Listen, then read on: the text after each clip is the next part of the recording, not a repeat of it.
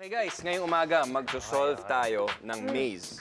Ito ang pull string maze. So dalawang teams tayo, okay? Babuo tayo, apat tayo will form the two teams. Bawat player ay may hawak na dalawang string. Okay.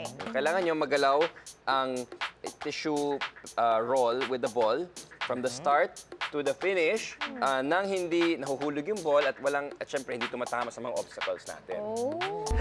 Okay, tingnan natin yung technique nila. Ready? Go. Okay, go. Ayaw nga, no? Harang nga. Ang harang pa Okay, ng blue. bante. Oo nga, daming sikot. Okay, bante. Oops, medyo rough road. Okay, Dito, hila dito. sa'yo. Hindi pareho lang, first promise. Dito. Okay, go shot, go shot. Ay, tatama Okay, na. okay. Malapit Wait na. lang, wait Ay, lang. tatama Oh my na. God, oh my God. Ay, nakilolong na, nakilolong na. Lolong. Okay, Tatama Sean, na. go Sean. Oh, sabay-sabay. Sige, ikaw. Go Sean. Very Oh!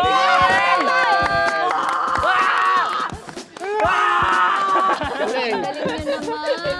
Nice. Kayo Okay. naman. Ilang. Surprise. Wala, surprise. Ah, sige. Surprise? Grabe naman. Sige na may time para may Hindi. time to beat. Okay, ikaw muna. Go.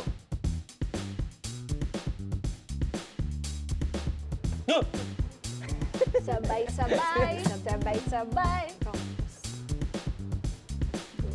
Okay. Oh! Okay, go. Hipan. Ayan na, naku, kakampi ko to. Kakampi ko yan. Up. Diyan tatama yan. Yeah! Good job, partner. Okay, both teams ay natapos ang maze. Okay, Team Shira, 2 minutes and 21 seconds. Okay. And let's find out kami ni Lexi ay... Oh my gosh. 20.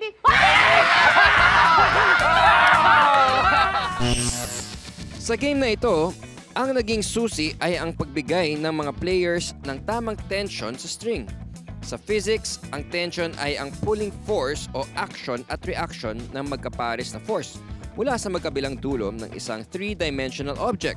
Sa ating experiment, ang three-dimensional object ay ang string. Nagkakaroon ng tension sa string habang sinusubukan ng mga players na pagalawin ang bola. Naghihilahan ang team members para makontrol ang direksyon ng bola. Kapag masyadong malakas ang hila, mas lumalakas ang tension at puwersa nito. Mas mahirap makontrol ang bola. I believe!